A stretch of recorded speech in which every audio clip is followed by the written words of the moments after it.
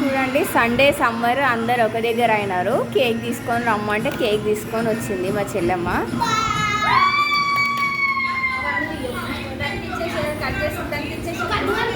కను కేక్ ఎందుకు?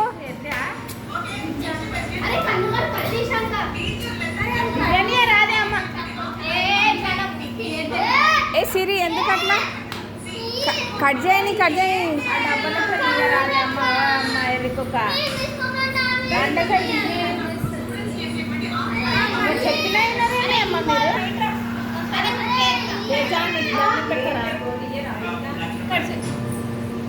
కమాన్, ఏ క్లాప్స్ కొట్టండి.